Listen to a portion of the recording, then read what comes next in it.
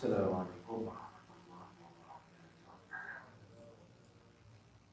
Alhamdulillah, nahmadullah subhanahu wa ta'ala wa nashkuruh wa nu'azzimuhu wa nuqaddiruh wa nashhadu an la ilaha illallah wahdahu la syarika lah wa asyhadu anna Muhammadan abduhu wa rasuluh. Allahumma shalli wa sallim wa barik ala hadzal nabiyil karim sayyidina wa nabiyyina wa habibina wa syafi'ina wa maulana Muhammadin allazi kana hasanatuhu la tuhsa wa ila ahli sidqi wa tuqa an-nazar. Allah ta'ala a'udzu billahi minasyaitonir rajim. Yarfa'illahu alladhina amanu minkum walladhina utul 'ilma darajat. Wallahu bima ta'maluna khabir. Shadaqallahu adzim. Yang bermaksud sesungguhnya Allah Ta'ala meninggikan dan memuliakan orang-orang yang beriman di kalangan kamu dan orang-orang yang memiliki ilmu dengan beberapa derajat di sisi Allah. Sesungguhnya Allah Ta'ala mengetahui apa yang kamu kerjakan. Surah Al-Mujadalah ayat yang ke-11. Muslimin dan muslimat, hadirin dan hadirat, nama Allah yang sekalian. Alhamdulillah, sama-sama kita banyak yang puji dan syukur kepada Allah Subhanahu wa taala kerana diizinkan untuk sama-sama pada hari ini kita hadir di rumah Allah Subhanahu wa taala untuk sama-sama kita mendirikan solat subuh secara berjemaah walaupun dalam suasana normal yang baru. Selalu saya nak sebut kalau bulan subuh ni hadis ni memang kita ada orang. Dan bagaimana Nabi sallallahu alaihi wasallam menyebut siapa yang menghadiri man atas salat fajr jamaah fa ka'annama qama kullu lail aw kama qala. Mana-mana orang yang menghadiri salat fajar merujuk kepada salat subuh dan fa ka'annama seolah-olah qama, dia telah mendirikan, dia telah mengihyakan, dia telah menghidupkan kullu lail sepanjang malam. Jadi makna dia seolah-olah kita ini berdiam mulai sepanjang malam. Kita sebenarnya subuh tadi 20 minit, ada 38 minit, dan buang 3 tinggal 8 minit. Tapi gandaan pahala ni seperti kita berdiam mulai sepanjang malam. Tawaran ni Allah Ta'ala bagi bukan hanya pada pagi ni saja, pagi 20 Disember. Tawaran ni Allah Ta'ala bagi sehinggalah ke akhir hayat kita. Kalau bahasa orang utama, orang kata tawaran ni Allah Ta'ala bagi sampailah mampu. Ini bahasa utama. Maknanya sampailah kita mati. Itu kelebihan Allah Subhanahu Wa Ta'ala bagi kepada kita orang yang mendirikan solat subuh secara berjemaah. Syukur kita kepada Allah Ta'ala. Sekali lagi Allah Ta'ala panjangkan umur kita. Sekali lagi Allah Ta'ala bagi peluang kepada kita untuk menopang di bumi dia. Ini bermakna Allah Ta'ala bagi sehari lagi peluang kepada kita untuk sama kita terus nak mengisi perbekalan kita di atas muka bumi ini.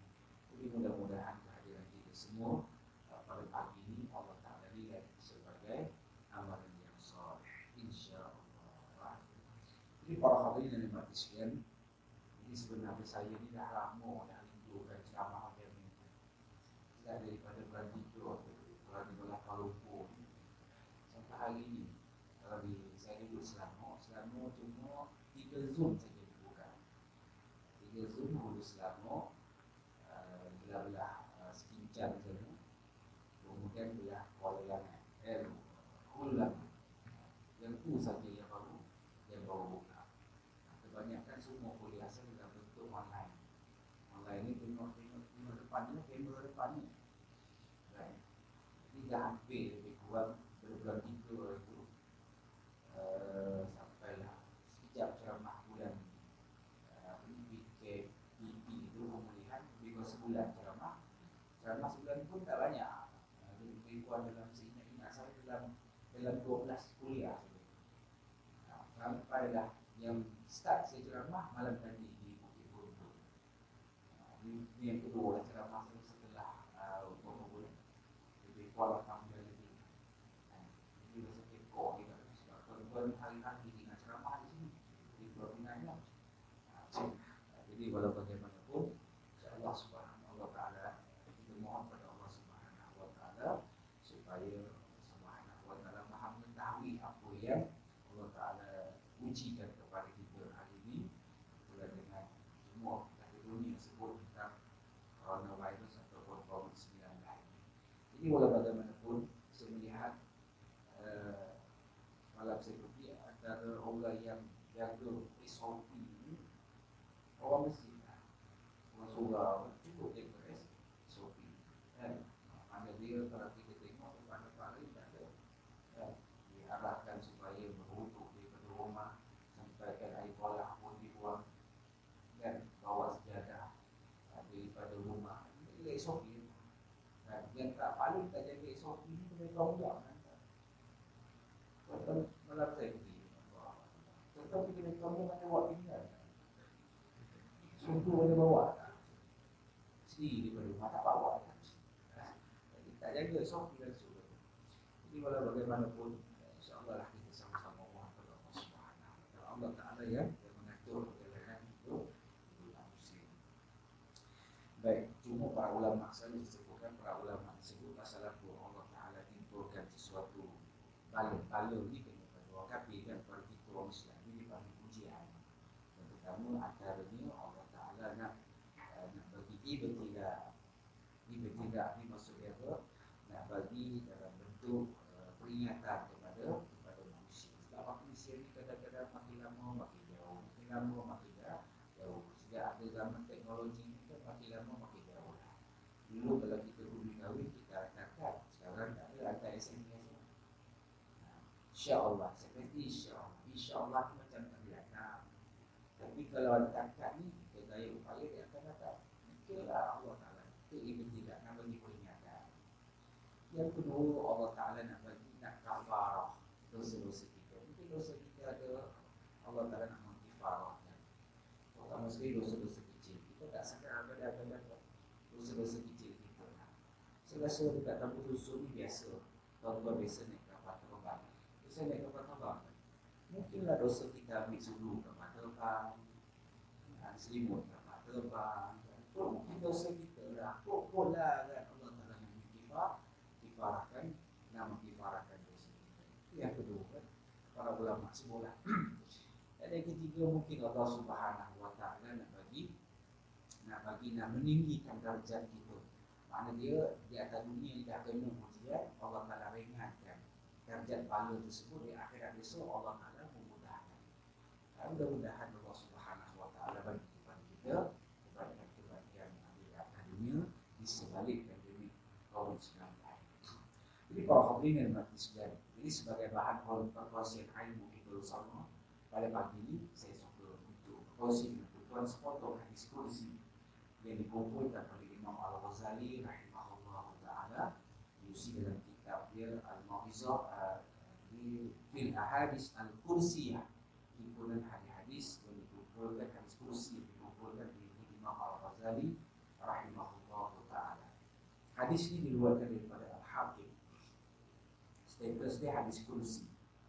Allah Subhanahu Wa Ta'ala berfirman, yaqulullahu ta'ala ya bani Adam if'al khaira fa innahu miftahul jannah wa yaqulu ilaiha wajtanib asy-syarri fa innahu miftahun nar wa yaqulu ilaiha. Atau kama qala. Dalam hadis kursi ini Allah Ta'ala berfirman, wahai sekalian manusia, berbuatlah kebaikan kerana kebaikan itu akan menjadi ataupun yang menjadi kunci kamu ke syurga dan menarikmu ke syurga. Dan jauhilah perbuatan jahat, kerana perbuatan jahat yang mungkar dia adalah kunci ke neraka dan dia akan menghalau kamu ke neraka. Baik, ada 3 inti hadis. Yang pertama, Allah Ta'ala ingatkan dia benar ada wahai sekalian manusia. Maknanya bila sekalian manusia ini Allah Ta'ala berikan kepada semua yang bernama manusia. sejak daripada zaman Nabi Adam sampai orang terakhir di dalam umat Nabi Muhammad SAW. Baik yang kecil, orang besar, hitam, orang putih, orang kaya, dan semua sekali Allah Ta'ala bagi peringatan. Tapi kalau kita baca, kalau jumpa ayat yang benar Adam, wahai sekalian manusia, itu merujuk pada semua manusia, ya ayuhan nas, pada semua manusia. Kalau Quran kita biasa jumpa ya ayyuhalladzina amanu. Kalau dalam bahasa, kalau kita baca dalam ilmu yang berkaitan dengan ulumul Quran, ya ayyuhalladzina amanu, dia merujuk kepada ayat-ayat madani, ayat-ayat yang diturunkan di Madinah. Ya ayyuhan nas, ayat-ayat yang diturunkan di Mekah, ataupun ayat Makkawi, ataupun ayat Makki dipanggil. Jadi pada dia Allah Ta'ala ingatkan kepada semua yang mana-mana manusia. Maka manusia ni dia kena selalu bagi peringatan. Allah Ta'ala sebut dalam Al-Quranul Karim, kana an-nasu ummatan wahidah, faba'athallahu an-nabiyya mubasysyiran wa munzirin wa anzala ma'ahum al-kitabil haqq liyahkuma bainan nas fima ikhtalafa fihi. Surah Al-Azim. Yang bermaksud adalah pada asalnya manusia ni umat yang satu. Umat yang satu ni iaitulah daripada Nabi Adam alaihissalam, daripada seorang Nabi. Faba'athallahu an-nabiyya mubasysyirin, dan Allah Ta'ala utuskan pada tiap-tiap kaum itu seorang Nabi mubasysyirin, untuk bagi peringatan. Bagi peringatan ni maknanya bagi orang yang taat dengan balasan syurga, bagi orang yang kufur dengan balasan neraka. Semua para nabi-nabi ni bagi peringatan. Cuma bila kita sebut Nabi kita Muhammad SAW, dia meneruskan ajaran agama Islam. Adapun nabi-nabi sebelum ni, dia tak panggil ajaran Islam, dia panggil agama Tauhid. Agama Tauhid. Tapi tetap lagi meneruskan agama yang dibawa oleh nabi-nabi ni. Nabi SAW cuma diperakui dalam Al-Quran juga disebut agama Islam. Sebelum ni panggil agama Tauhid. Sehinggalah daripada zaman Nabi Adam. Kalau kita baca zaman Nabi Adam ni, tempoh dia berdakwah dengan kaum Nabi Adam alaihissalam. Nabi Adam alaihissalam tempoh dia berdakwah, dan nabi-nabi yang hidup di zaman Nabi Adam ni, iaitulah ada 3 orang nabi yang popular lah. Ramai nabi, tapi 3 orang yang popular. Nabi Adam, Nabi Allah Smith, dan satu lagi Nabi Idris alaihissalam. Nabi yang lain ni ada, tapi tak popular sangatlah di kalangan kaum itu.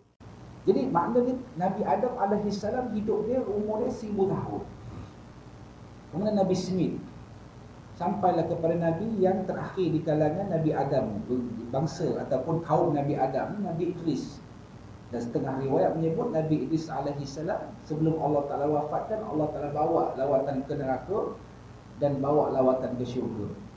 Dan setelah tamat duduk dalam syurga, Allah Subhanahu Wa Ta'ala perintahkan Nabi Idris turun ke bumi, turun balik ke dunia. Jadi pada ketika itulah Nabi Idris alaihissalam minta pada Allah Ta'ala supaya dia tak mau balik lagi ke dunia, dia nak dimatikan. Wallahu a'lam. Setengah riwayat menyebut Nabi Idris alaihissalam diwafatkan di dalam syurga. Cuma tempoh Nabi Adam alaihissalam dengan sampailah kepada Nabi yang terakhir di kalangan Nabi Adam alaihissalam, kaum Nabi Adam, Nabi Idris, tempoh dia berapa lama? Setengah riwayat menyebut 1500 tahun. Binasa kaum Nabi Adam. Allah datangkan pula Nabi Nuh alaihissalam. Umur biasa dengar cerita Nabi Nuh alaihissalam ni hidup lama, tempoh berdakwah lama, 950 tahun. Dan umur Nabi Nuh berapa? Setengah riwayat menyebut 1400 tahun. Allah Ta'ala bagi umur yang panjang kepada Nabi Nuh. Umur yang panjang. Sebab zaman Nabi Nuh tidak ada ramai Nabi. Nabi Nuh seorang, tak ada Nabi lain. Pasal apa Allah Ta'ala bagi Nuh umur, Nabi Allah Nuh umur panjang? Kaum dia umur tak panjang. Kaum Nabi Nuh ni, kalau kita tengok umur dia, ada yang 200 tahun, paling tinggi pun 250 tahun. Tu kaum Nabi Nuh. Tapi Nabi Nuh seorang ya, umur dia panjang. Umur dia panjang. Supaya Allah Ta'ala suruh manusia ni berfikir, Nuh diutuskan untuk mubasyirin, bagi peringatan, wal munziri, bagi ancaman. Tapi sayang dia, tak ramai yang ikut Nabi Nuh alaihissalam. 3 riwayat yang saya baca. Yang pertama ada mengatakan yang ikut Nabi Nuh ni 12 orang. 950 tahun berdakwah. 950 tahun berdakwah. Agak-agak tuan-tuan berapa kali pilihan raya kan? 950 tahun. Nabi Nuh yang ikut Nabi Nuh 20 orang ni, setiap kali masuk pilihan raya hilang deposit. Itu kalau istilah, itulah baku ni kan. Itu Nabi Nuh alaihissalam. Setengah riwayat menyebut ada 20 orang. Tapi banyak riwayat menyebut 40 orang. Dan 40 ekor binatang dan pasangan-pasangan. Itu yang ikut Nabi Nuh alaihissalam. Sehingga Allah Subhanahu wa taala hukum kaum Nabi Nuh pada ketika dengan hukuman yang keras. Datang banjir yang besar. Kan Allah, jadi kalau tadi kita beri ujian yang paling berat ni air kan. Ujian yang paling berat air kan. Sahabat-sahabat saya di Pendar, sahabat saya di Kemaman, Terengganu, Allah Akbar, dilanda banjir sekarang. Subhanallah. Air ni antara bala yang atau ujian, kalau kita panggil bala lah kan, musibah yang paling kuat, tsunami kan daripada air juga. Tuan mungkin biasa pergi Aceh, mau tengok bagaimana air tu angkat kapal tu, subhanallah, daripada tengah lautan. Dan daripada tengah lautan sampai ke atas rumah orang. Subhanallah, sebab air. Ya Allah datangkan banjir yang besar kepada kaum Nabi Nuh alaihissalam yang menyebabkan semua kaum Nabi Nuh habis Allah Ta'ala binasa. Kecuali yang 40 orang ni. Dan setengah riwayat menyebut dalam kapal 40 orang yang beriman dengan Nabi Nuh alaihissalam ni, ada 3 orang anak Nabi Nuh yang beriman. Nabi Nuh, walaupun dalam Al-Quran, dalam surah Nuh tu ceritakan anak Nabi Nuh tak mau ikut Nabi Nuh, tapi ada juga anak Nabi Nuh yang beriman. Siapa dia? Sam, Ham dan Yafis. Dalam riwayat menyebut tiga orang anak Nabi Nuh ni saja yang beriman dan melahirkan yang melahirkan zuriat, yang melahirkan zuriat. Yang kapal tu semua beriman. Yang melahirkan zuriat Sam, Ham dan Yafis. Daripada Sam lahirlah zuriat, keturunan daripada bangsa Arab, bangsa Yahudi, bangsa belah-belah Kerapah ni. Daripada Yafis lahirlah bangsa daripada belah-belah kita ni lah. Turki, dengan China, India, termasuk Melayu. Kan? Dan daripada itu ada seorang lagi Ham. Daripada Ham ni lahirlah zuriat daripada belah-belah Afrika, kita panggil orangnya Negro. Maka bermulalah manusia ni, ya ayuhan nas inna khalaqnakum min dzakari wal unsa. Sungguh aku jadikan kamu hai manusia daripada seorang lelaki, wal unsa daripada seorang wanita. Itulah Nabi Adam dan Hawa. Wa ja'alnakum syu'uban wa qabailah. Aku jadikan kamu berpasang-pasangan, berkaum-kaum, berpuak-puak, berkabilah-kabilah. Untuk apa? Untuk kamu mengenal di antara satu sama lain. Sehinggalah Allah Subhanahu wa taala binasakan semua kaum Nabi Nuh binasa. Dan sehingga selepas 1400 tahun kemudian hidup lagi Nabi Nuh, kaum Nabi Nuh ni 100 tahun. Kemudian Allah binasakan.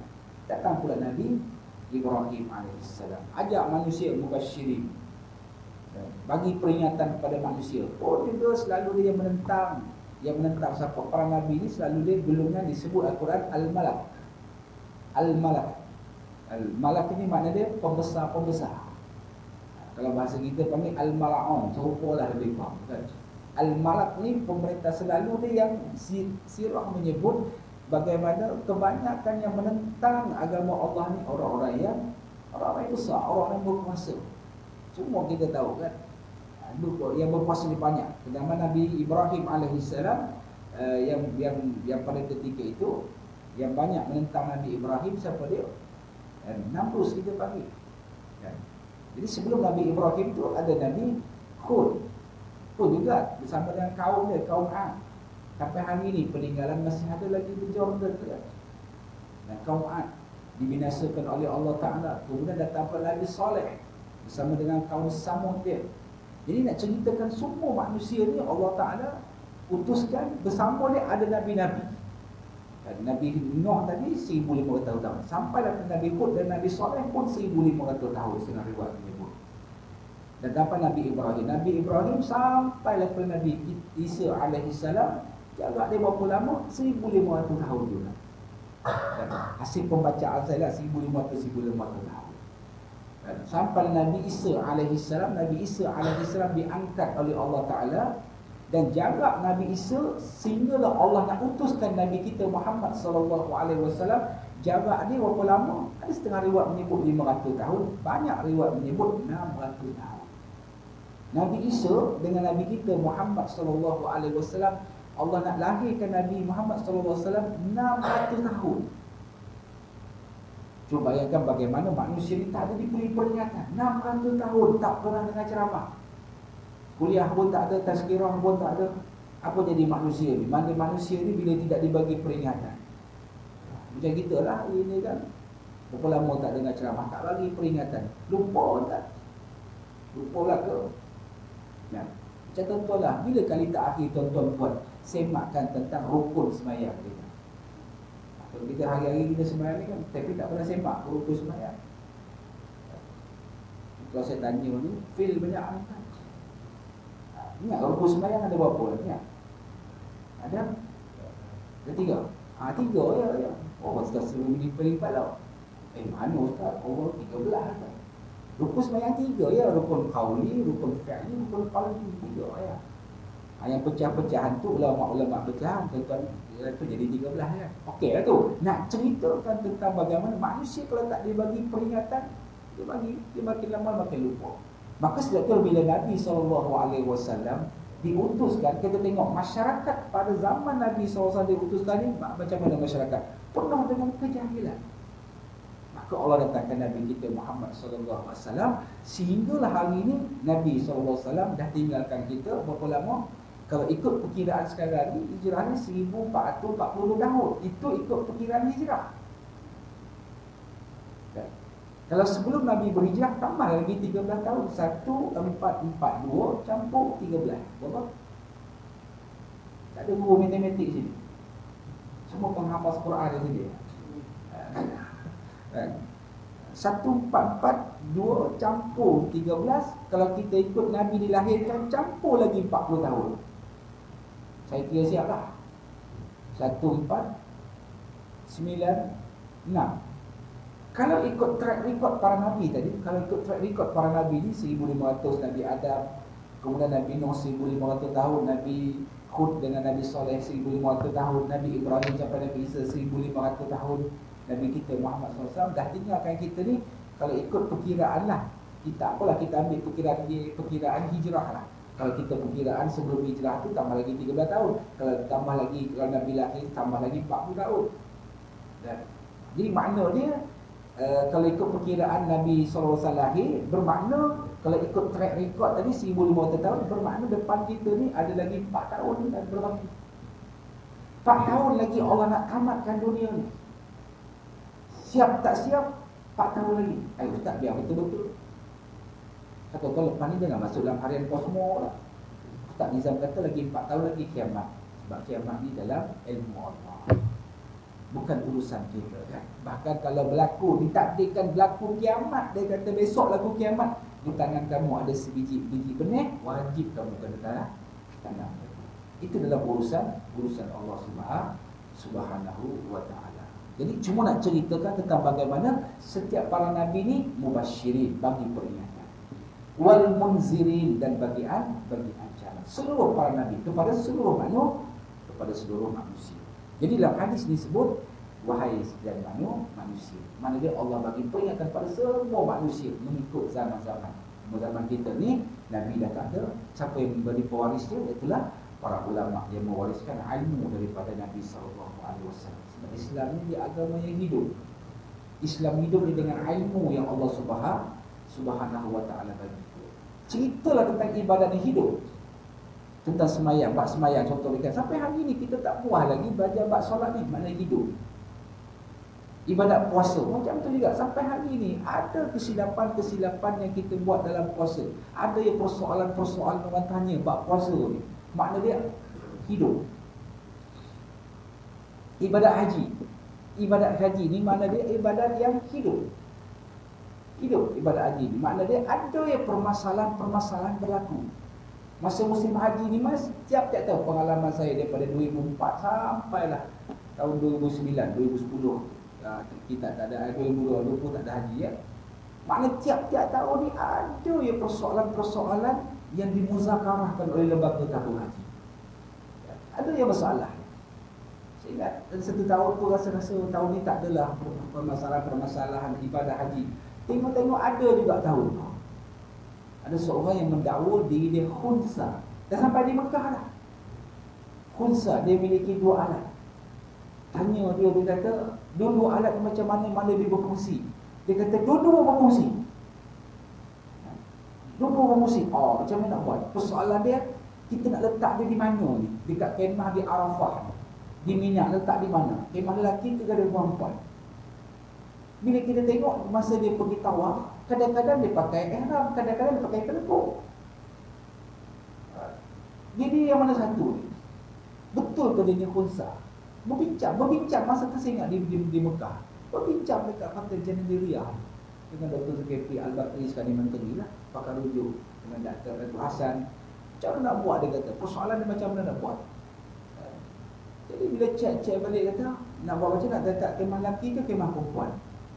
Nak sekali bincang, tak apa, kita letak dekat kemah petugas. Sudah, kamilah tugas. Petugas ni lagi kuat dia punya ujian dia tuan. Allah Akbar. Jadi akhirnya tak macam mana Allah Ta'ala gerakkan. Mungkinlah Dr. Zulkifli, Allah Ta'ala gerakkan Zulkifli Al-Bakri. Jadi kita nak kena cek betul-betul dia ni betul ke, ataupun takut-takut dia ni pelentongnya. Ya. Jadi dia buat macam mana kata. Jadi kami minta tolong doktor lah buat macam mana nak buat pengesahan. Doktor kata, doktor bicara macam ni. Yang duduk sebilik dia selak. Betul tak? Salah. Betul tak dia ada 2 alat? Betul. Tengok dia kata, makna dia bukannya khunsa, dia seorang pondan. Orang Kuala Lumpur panggil bapu je. Sini bapu pula. Pondan dia tu. Allah Akbar. Akhirnya itulah. Duduk di kemah petugas. Dan dia diminta bertaubat. Dia kata bagaimana jangan pakai kain telekuk, sebab kamu ni bukannya seorang perempuan, tak seorang lelaki. Dia pakai telekuk, tak boleh. Tak apalah, pujuk, akhirnya tak apa, dia pakai ihram. Elok nak pergi tawaf di Mekah, tengok dia pakai balik kain telekuk. Allah ajak. Jadi maknanya apa saya nak ceritakan, Islam ni agama yang hidup. Maknanya ada yang permasalahan yang berlaku. Hidup. Sama juga zakat. Zakat hari ini macam berbagai-bagai cara. Tuan-tuan bisa dengar orang keluar zakat dengan e-wallet. Sekarang ni keluar zakat di lembaga zakat Selangor dengan pusat pengurusan zakat dalam persekutuan. Keluarkan zakat boleh melalui Shopee. Kak, tahu Shopee tak? 12. Ni satu-satu pula. Dan saya ada muzakarah baru ni dengan lembaga zakat Selangor. Sebab saya salah tahuan daripada penceramah lembaga zakat Selangor. Dan suruh orang bagi zakat. Isu macam-macam lah, isu hujung tahun ni macam-macam. Dan antara ni yang paling kuat ni Shopee lah. Soalannya kenapa Ustaz jadikan, dia kata Shopee, dia nanti amil pula jadi keluar zakat, dia kata. Sama lah juga kita latih HSBC dengan OCBC bank. Itu bukan bank orang Islam kan? Bukan bank orang Islam. Jadi pada kenapa latih? Jadi amal dia kata. Jadi nak permudahkan manusia, nak mudahkan orang. Dan pada tahun lepas dia kata kutipan zakat fitrah dengan menggunakan e-wallet. Dengan menggunakan e-wallet Selangor lah. Kutipan zakat fitrah lebih kurang 800,000. Dengan menggunakan e-wallet, bukan menggunakan amil. E-wallet 800,000 zakat fitrah lah. Tak masuk zakat lain lagi. Oh, Akbar. Amun banyak dia zakat kan.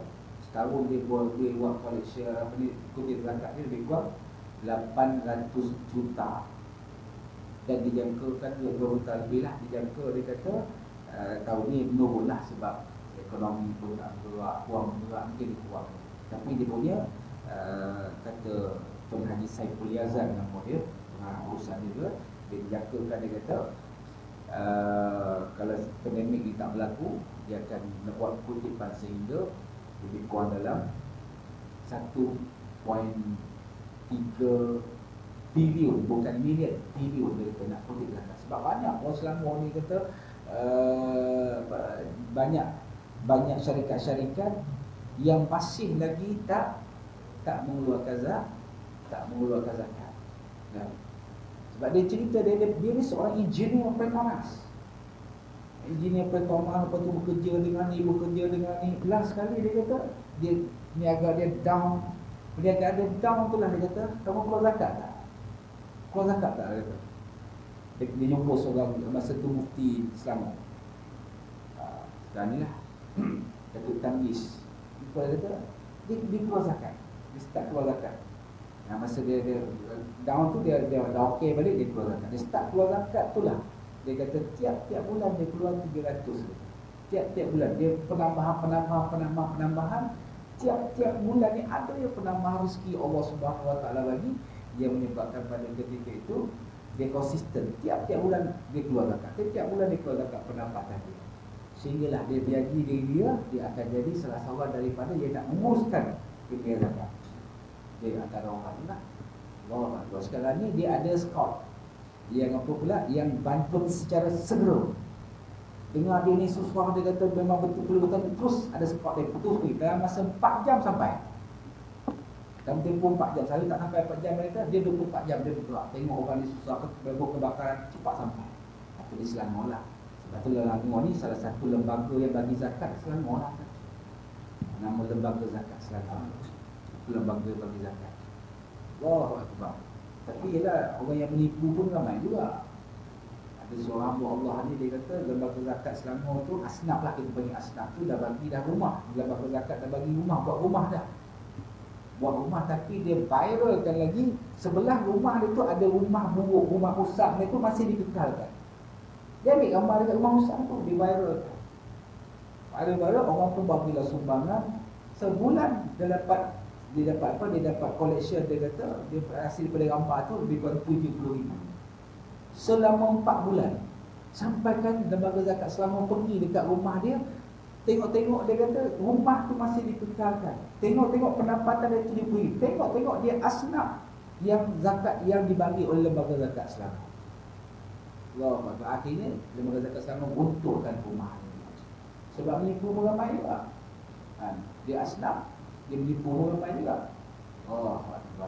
Macam-macam kan.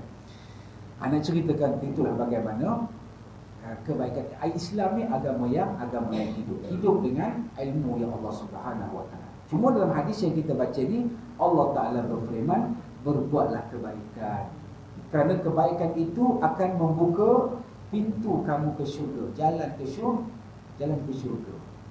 Apa dia kebaikan yang kita buat? Saya ingat satu hari ada seorang ulama yang terkenal, nama dia Mubarak. Mubarak ni hebat tuan-tuan. Dia berjaya mendidik anak dia menjadi seorang wali Allah. Tuan-tuan mesti dengar kan, Abdullah bin Mubarak. Mesti dengar tak Abdullah bin Mubarak, seorang wali Allah. Tapi bapa dia tak wali Allah. Bapa dia ni ulama, kita panggil ulama tasawuf. Tapi anak dia Abdullah bin Mubarak ni wali Allah. Dan dia dalam masa sama dia ni seorang ahli koprak lagi dia lagi. Kan zaman dulu ramai tu kan, sampai saat dia macam Imam Abu Hanifah, Imam mazhab Hanafi. Dia seorang ulama, dalam masa sama dia seorang businessman, seorang peniaga, ahli koprak. Ramai. Jadi Mubarak ni sama juga, dia ni seorang ulama dan dalam masa sama dia ni seorang ahli koprak. Di perniagaan, dia tanam kebun limau banyak, kebun buah apple banyak. Macam ustaz-ustaz hari ni lah ada kan. Sambil-sambil dia ceramah, lepas tu ada dia buat sikit jualan. Ada seorang sahabat saya tu, Ustaz Azman Abdul Halim nama dia, bawa minyak masak lesung. Dia buat dia bawa bihun, penuh belakang. Lepas ceramah dia buka pun kereta Citra dia kan, boleh buka kata penuh macam kena runcit dah. Tak apalah kan. Anda nak cerita tentang bagaimana dia ada kepakaran tu. Dia kata dia tanya-tanya dia, memang bapa dia kata memang buka kedai runcit. di kampung dia tu. Dia memang mewarisi. Tak apalah, kalau lepas ceramah dia buka. Dia punya kedai itu. Kedai runcit lah itu. Tak apalah nak ceritakan Mubarak ni, dia ada seorang pembantu dia di kebun dia tu, nama dia Musa bin Noh.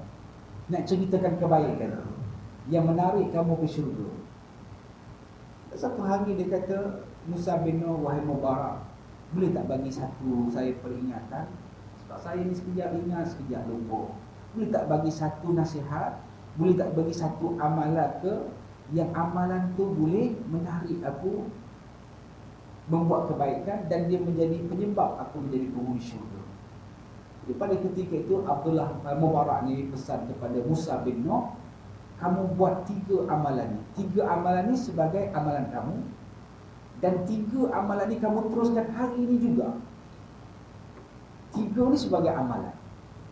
Apa 3 amalan ni? Dia kata, yang pertama, wahai Musa bin Noh, hidup di atas dunia jangan rakus. Itu yang pertama. Hidup di atas dunia dia jangan rakus. Sebab kerakusan Nabi Adam AS lah Allah Ta'ala persilakan keluar daripada syurga. Sebab tu selalu ni kerakusan ni dia berhubung kait dengan soal dunia lah. Dalam soal dunia ni selalu disebutkan, selalu orang sebut harta, tahta, wanita. 3 ta. 3 benda dia yang orang rakus selalu. Harta. Dengan sebab harta, berapa ramai hari ni kena tangkap. Dengan sebab harta. Betul tuan-tuan, kita nak kaya hidup di atas dunia. Betul kita nak dapat kehidupan selesa. Betul kita nak bagi keselesaan pada keluarga. Tapi tak sampai buat benda yang haram. Setakat hari ni berapa ramai pegawai immigration yang tangkap. Penipuan juga banyak tu. Cuba apa rakuslah tu benda. Hidup di atas dunia jangan rakus. Betul kita nak, tapi dapat sikit, dapatlah 4-50 ribu, tapi Allah nak campak ke neraka 40-50 ribu tahun di neraka mengikut perkiraan akhirat. Tak balui kadang-kadang. Oh, akbar kan. Yang itu harta. Yang kedua, tahta. Dengan tahta ni orang buat macam-macam. Orang beli dakwah, dia ada SD yang cukup lah, cukup bilangan yang punya macam-macam lah. Tuan-tuan faham ke cerita saya ni? Macam tak apa nak faham ya. Payah juga ceramah nak beri kefahaman pada orang. Macam-macam lah hari ni. Sebab apa nak? Tahta, jangan rakus. Itu yang kedua. Yang ketiga disebab wanita. Dengan sebab wanita. Saya muzakarah baru ni dengan Lembaga Zakat Selangor, sibuk isu cerita tentang bagaimana takut juga dan berlaku pada ustaz-ustaz ada hari ni kata. Tak kisahlah dia kata dengan sebab wanita, hang PU ke, hang da'i ke, apa ke benda ke, kan hari ni macam-macam dia kata. Sebab tu benda ni dan dengan terima. Jadi orang tanya saya, macam mana ustaz? Da'i ni dia terlibat sampai dia buat apa, sampai buat melakukan perbuatan cabul lah kepada.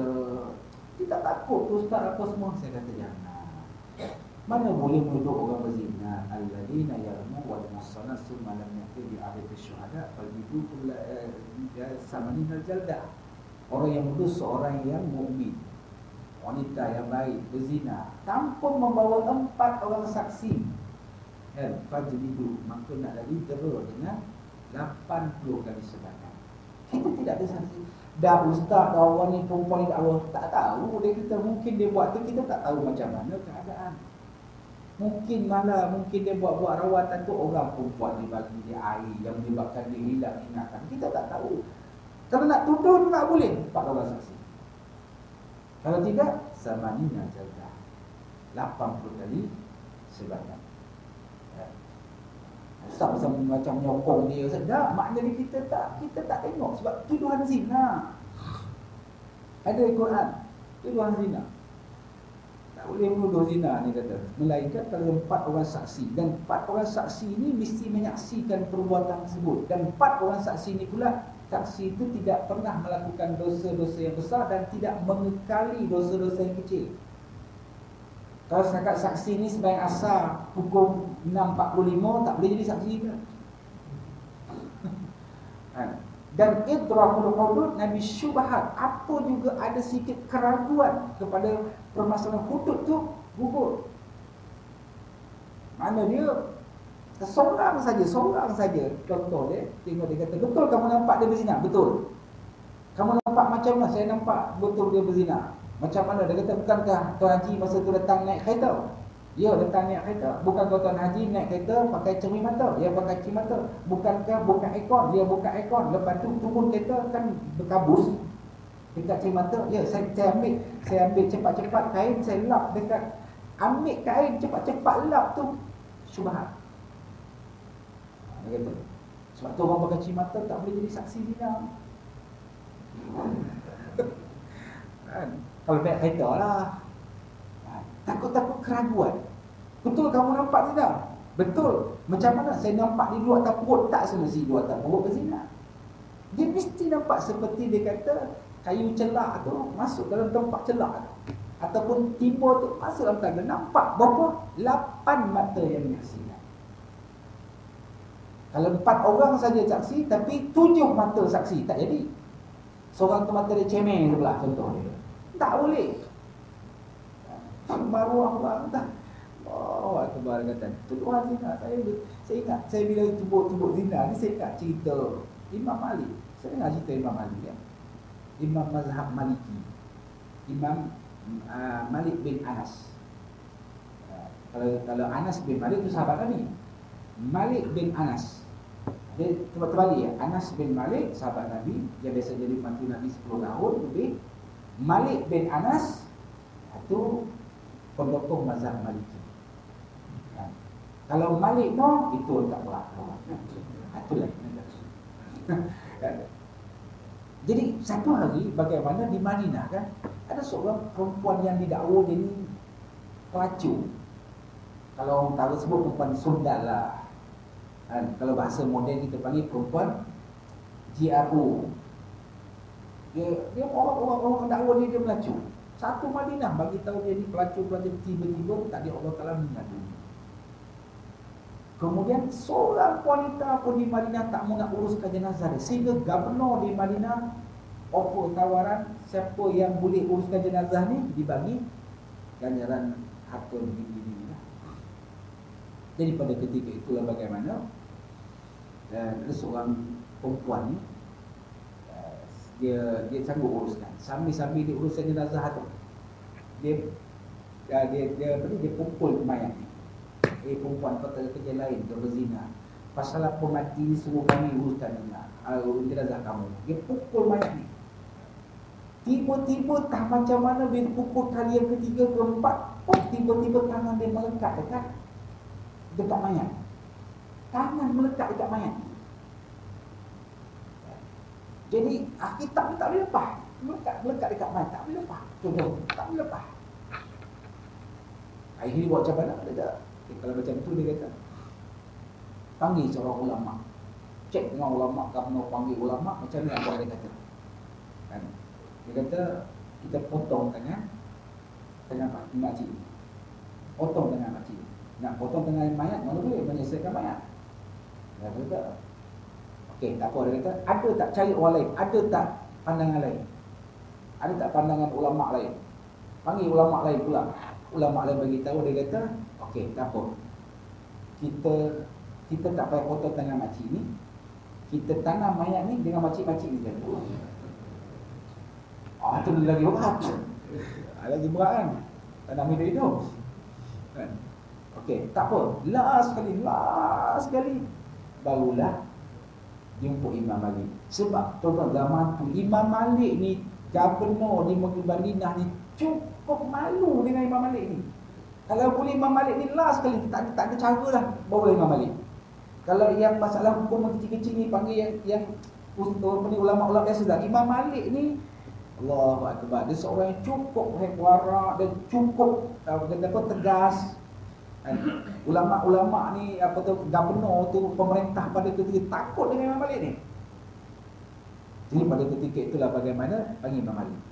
Imam Malik tanya, dia kata kepada makcik, kenapa tangan makcik ni boleh melekat macam ni?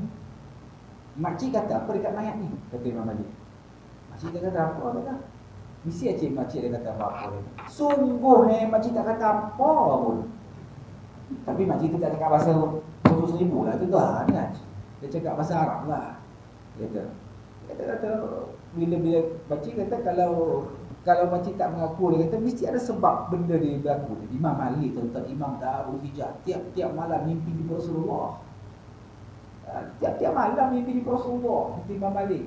Dan Imam Malik ni kalau kita baca sirah dia, anak saya sekarang belajar di UTM di pengajian Islam.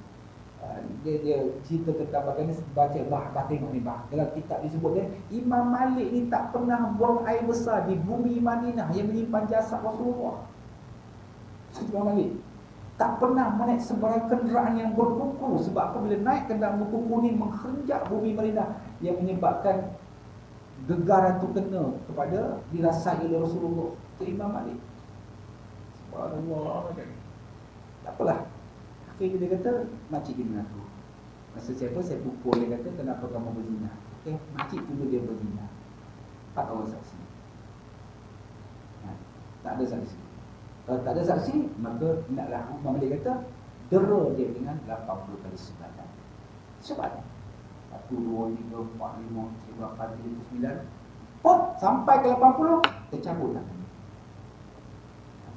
Jadi pada dia kata, Imam Malik kata, makcik, di atas dunia makcik dah kena hukuman, mudah-mudahan akhirat adalah terlepas. Jadi orang tanya saya kata, saya bab zina ni, tuduhan zina ni, selagi tak ada saksi, kita kunci mudah. Sebab apa? Alladzina yarmu wal muhsanah. Malam yang itu ada di syarat pada itu sama-sama jaga. Kalau kamu tak akan bawa saksi, sedialah menghadapi 80 kali sebatan. Oh, itu yang pertama. Hidup di atas dunia jangan rakus. Kalau sini ikut norma baru tu boleh lebih sikit. Saya ikut perkiraan saya tadi lebih kurang 2 tahun 3 bulan 11 hari saya tak datang selama seminggu. Ya, 2 jam. Boleh 2 jam. 2 jam kau tunggu lah, saya nak balik dah. Okay, saya nak habiskan sikit ni kata Musa bin Nuh. Yang kedua, hidup di atas. Yang pertama, jangan rakus. Yang kedua, hidup di atas dunia ni, dia kata jangan sombong. Sebab kita tahu kan, kes sombong lah. Yang pertama, makhluk dengan Allah. Siapa yang sombong? Iblis.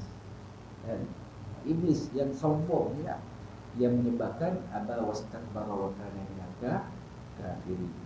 Jangan sombong.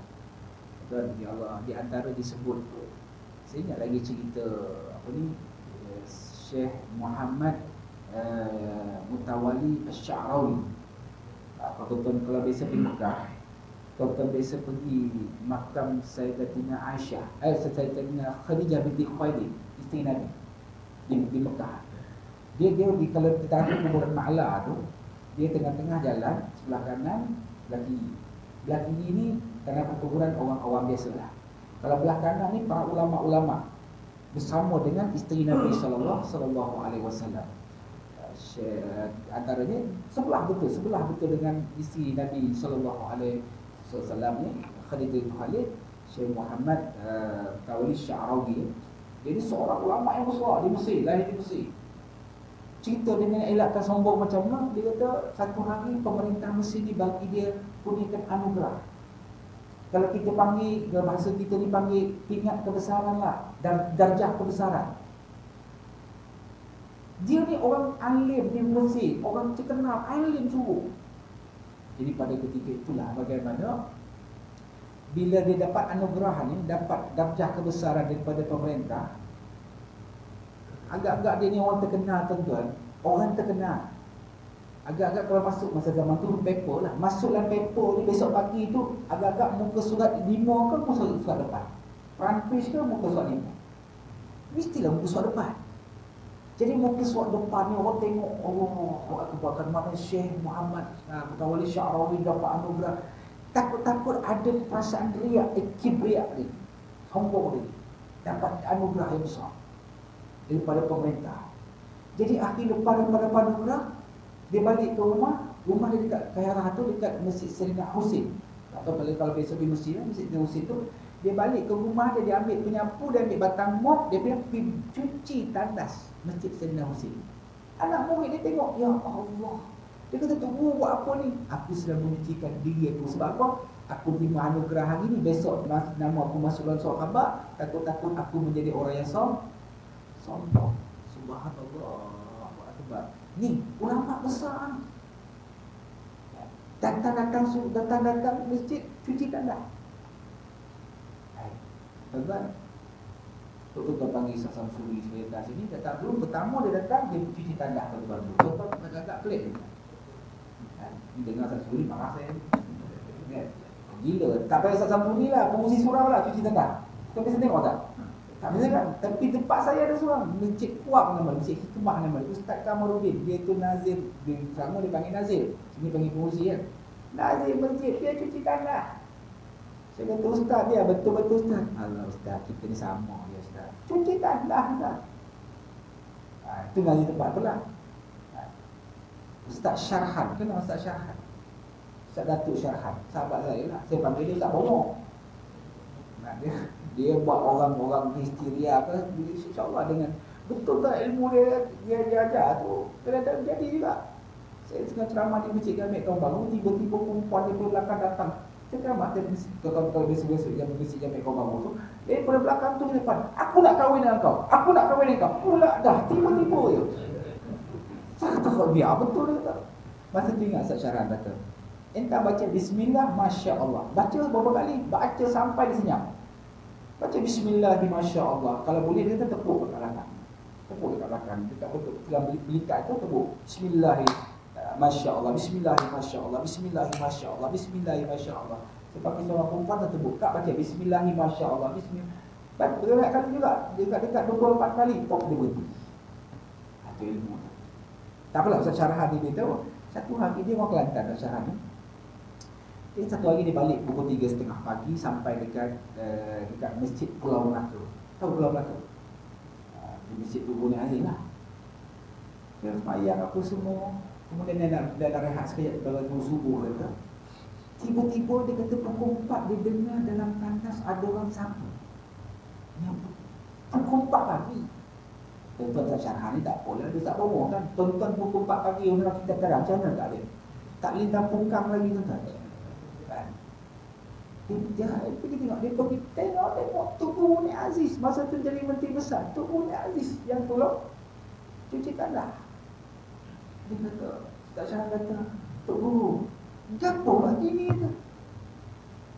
Tak maklumlah orang Kelantan pun tersalah makhraj.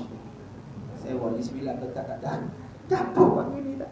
Dia kata hamba sedang mencucikan diri hamba daripada perasaan sombong. Sebab besok orang jumpa hamba, dia kata cium tangan lah, orang puji hamba. Dia tak mau puji apa jadi. Nak elakkan daripada sombong. Ya Allah, ni tu pun hadis. Subhanallah. Okey, sikit lagi nak bintang. No, yang ketiga, hidup di atas dunia ni jangan dengki. Sebab kes dengkilah berlakunya pembunuhan yang pertama dalam sejarah tamadun manusia, iaitulah Qabil membunuh Habil. Okey, 3 ni sebagai amalan kamu. Yang terakhir 3 ni kamu teruskan, kalau boleh terus amalkan juga, kata Mubarak kepada Musa bin Nuh. Berdasarkan hadis Nabi SAW, satu hari Nabi SAW tengah berkuliah masa tu maghrib. Kemudian Nabi kata, wahai sahabat-sahabatku, kamu nak tengok tak seorang ahli syurga sekejap lagi masuk daripada pintu arah sana, sambil Nabi tunjuk tangan kanan. Malam yang kedua Nabi kata, sekejap lagi kamu nak tengok tak seorang ahli syurga akan masuk daripada pintu arah sana. Malam ketiga Nabi kata juga, sekejap lagi ada seorang ahli syurga akan masuk daripada pintu arah sana. Tiba-tiba orang tu orang yang sama, 3 malam berturut-turut orang yang sama masuk pintu yang sama. Ibnu Umar ataupun Abdullah bin Umar, anak Umar Al-Khattab, pada ketika itu jumpa sahabat ni yang dia jamin syurga, dia ambil 3 malam berturut-turut ni. Boleh tak aku nak tumpang bermalam rumah kamu? Sebab aku ni berkelahi dengan bapa aku. Bapa dia Umar Al-Khattab lah. Aku berjanji tak mau balik selama 3 malam. Sahabat dia kata, ahlan wa salam wa marhaban. Malam tu Ibnu Umar ni duduk di rumah sahabat ni bermalam. Dia tidur ni tidur ayam. Dia tidurkan tidur subuh lah, tidur ayam. Kalau tidur ayam, macam tuan-tuan dengan ceramah seguk juga, tidur ayam lah tu. Kan? Dia tidur-tidur ayam dia. Tengok malam tak ada qiyamul lail pun. Malam tu tak adalah amalan dia buat. Malam kedua pun macam tu juga. Malam ketiga macam tu juga. Sehingga kan Ibnu Umar kata, wahai sahabatku, sebenarnya aku ni tak berkelahi dengan bapa aku saja, aku buat elah. Ya, sebab apa aku ni, kalau bahasa kita pakai, aku jealous tengok kamu. 3 malam berturut-turut Nabi jamin kamu syurga. Apa amalan kamu ni? Dia kata, wahai Ibnu Umar, apa kamu tengok, itulah aku amalkan. Cuma aku buat 3 benda ni sebelum tidur. 3 benda ni kalau boleh terus amalkan, kalau boleh lah. Apa 3 benda ni? Sebelum tidur. Yang pertama, sebelum tidur aku maafkan semua kesalahan orang. Kawan kita dia pejabat buat salah ke, siapalah orang biasa berdengki pada kita ke, orang biasa macam-macam lah orang buat benda tak elok pada kita ke, orang biasa mengata kita, orang biasa mengumpat pada kita ke, aku maafkan semua kesalahan orang. Tak? Saya kata kita duduk satu kamar ni, kalau kita berkelahi di kamar ni, kita nak jumpa pun tak seronok kan. Yang di sana tak suka tengok muka di sini, yang sini menyampah tengok muka di sana. Tak selesai juga. Tuan-tuan berkelahi dengan satu pejabat, tuan-tuan dan pejabat pun tak seronok. Tuan-tuan berkelahi dengan isteri tuan-tuan di rumah, nak balik rumah pun tak seronok. Balik rumah mesti bilik dia. Besok saya biasa jumpa dah. Kan? Ustaz macam mana nak buat Ustaz? Suami saya ni Ustaz dah 6 bulan tak cakap dengan saya. 6 bulan tak cakap nak. Mesti datang dia kawan saya, nak buat macam mana Ustaz? Macam mana bulan tak cakap lah, saya tak ada. Dia masuk bilik tengah. Dia nak keluar makan, dia keluar makan aja. Balik keluar. Akak sekarang badan berisi, nampak tak? Kata, ada seorang ni tak ada. Lah, tak cakap 6 bulan tapi mengandung juga. Saya pun boleh itu mengandung. Kata Allah, muskilah betul dia kata. Tak cakap, Allahualam. Baik, kita itu bagaimana? Pertama kata, aku tak ni, aku maafkan semua kesalahan orang. Satu. Yang kedua dia kata, sebelum tidur ni aku tak berniat nak tipu siapa-siapa. Aku tak berniat nak menipu siapa-siapa. Besok apa aku nak gelentok. Cara pun aku tak boleh datang sampai subuh pagi. Tuan-tuan ni kira dapat ikhlas lah pagi ni. Kau senang ni pagi Ahad pula hujan selebat-lebat dia. Oi, boleh datang juga memang ikhlas lah. Dan Ahadul Ahad itu Bilal bin Rabah kan. Cuti lama sikit. Baik. Itu dia kedua. Mana dia tak niat nak tipu siapa-siapa. Siapa pun tak boleh datang saya subuh hari. Macam mana aku nak kelentok di mana kan contohlah kan. Baik, itu dulu.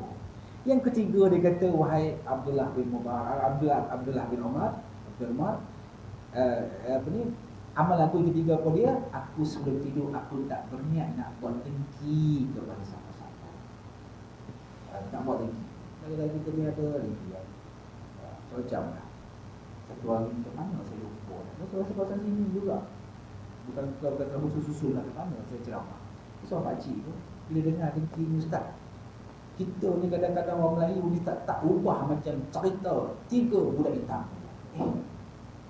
Cerita 3 budak hitam. Tuan-tuan bisa dengar cerita 3 budak hitam? Tak bisa kan? Cerita 10 budak hitam bisa dengar tak? Bisa kan? Cuma cerita dekat saya macam mana cerita kan?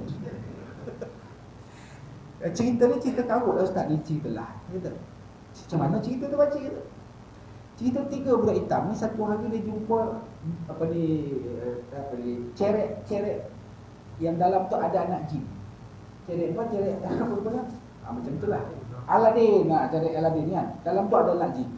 Macam ni contoh ceret ya, ada anak jin. Anak jin ni dah terkurung dalam ni 30 tahun gitu.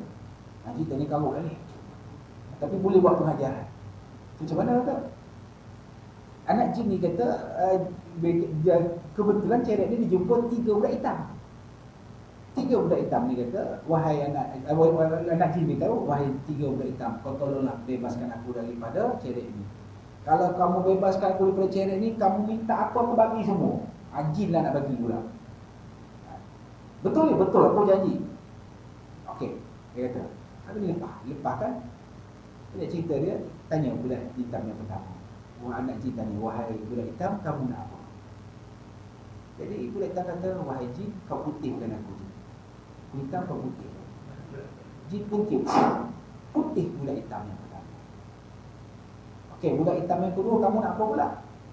Okey, jin, aku nak lebih putih daripada yang pertama. Jin putih. Jadilah putih. lagi putih daripada yang pertama. Okey, yang kamu yang ketiga nak apa pula? Jin, aku nak lebih putih yang pertama, yang kedua. Jin kata dia putih dengan lebih putih, lebih tak ada lagi lah. Gitu kan macam mana? Kamu kena minta benda lain kata jin. Kalau macam tu jin, kau hitam kamu yang kedua jin, kau jadikan lagi kedua jin. Nak cerita dia manusia tu, dia kata tahu bah kita ni orang Melayu kata tak tahu. Ada yang tak faham, ada yang tak puas hati. Dia kata Allah Akbar. Jadi makna dia tiga lah. Makna dia apa yang ceritakan kita, tiga amalan ni lah yang menyebabkan menarik kita ke dalam syurga berdasarkan hadis Nabi sallallahu alaihi wasallam. Baik, itu intipati yang kedua. Intipati yang ketiga ni kita sambunglah kepada pertemuan akan datang. Tak tahu tarikh yang kita tetapkan. Jadilah insya-Allah kan. Jadilah mudah-mudahan apa kita kongsikan pada pagi ini ada manfaat insya-Allah Subhanahu wa taala, dan mudah-mudahan Allah Subhanahu wa taala beri taufik, yakni kekuatan bersama-sama kita mengamalkan sebuah ilmu yang kita ketahui yang baik daripada Allah Subhanahu wa taala, dan asal kurang hanya kelemahan dan kekurangan ilmu sendiri, saya minta ampun kepada Allah dan minta maaf kepada kita sekalian. Jadi sebelum saya berhenti, mungkin di mana lawan teman-teman, saya semalam minggu lepas ada 18 yang orang yang bagi kepada saya lah. Bukan bagi saya lah, untuk bantu sahabat-sahabat saya di Mekah. Yang kebanyakan dia petugas ni lah, petugas yang menggunakan umrah haji dia, yang tak boleh balik ke Patani, tak boleh balik ke Kelantan kan. Jadi pasalah cara ni saya collect untuk buat siapa-siapa nak buat bandar umrah. Bermakna upah umrah bagilah dia sambil-sambil dia buat ibadat, sambil-sambil dia dapatlah sikit sumbangan dia untuk dia nak menjaga hidup diri di sana. Jadi kalau tuan-tuan nak boleh ada buat haji mana pun saya dah ada kongsikan kan, yang nak buat badan umrah untuk arwah ayah ke arwah mak ke selalu baru kita ke tujuan sama kita nak bantu sahabat-sahabat. Saya banyak bantulah bagikan yang boleh saya bantu sahabat-sahabat saya yang ada di Mekah, yang ramai tuan-tuan lebih kurang ada dekat 2,000 lah. 2,000 lah masih tersangkut di sana, ni tak boleh pergi mana. Dan kerajaan Saudi pula tak benarkan orang luar ni buat kerja hantar air mineral ni. Kerja hantar mineral ni buat contohlah minta air mineral, buat niaga minta air mineral, yang tu pun kena tangkap. Kena tangkap, letak dulu lebih kurang dalam 2 bulan, lepas 2 bulan baru dia hantar balik. Bila balik Patani nak masuk ke Mekah balik, tak boleh dalam tempoh 5 tahun. Tak boleh sama masuk. Allah Akbar. Jadi mana dari macam mana Allah apa yang dia makanlah. Pakai bantulah. InsyaAllah lah mana saya boleh bantu, saya bantu lah. Cara saya nak bantu, saya kata tapi umrah tu boleh buat. Dia boleh buat, boleh katakan lagi, boleh buat apa semua kan. Jadi mana bantu bagi dia buat upah umrah, sambil-sambil itu pahala dia kita sedar pada arwah, sambil-sambil kita boleh mengubah pada sahabat-sahabat. Inilah tuan yang berminat boleh tahu sendiri. Yang baik daripada Allah Subhanahu wa taala, kita satu buah kelemahan saya sendiri. Auzubillahi minasyaitonir rajim. Bismillahirrahmanirrahim. Alhamdulillahi rabbil alamin. Wa la hawla illa billahi rabbil islam Muhammadin rasulullah. Allahumma faqihna fid din wa 'allimna ta'wil as-siratal mustaqim. Allahumma inna haqqa haqqan wa arzuqna ittiba'ahu wa arina al-batila batilan wa arzuqna ijtinaba. Allahumma jama'na hadza liman taquma wa tabarrakana min ba'dika ma'suma. Sallallahu alaihi wa Muhammad wa ala alihi wasallam ajma'in. Walhamdulillahi rabbil alamin. Assalamualaikum warahmatullahi wabarakatuh.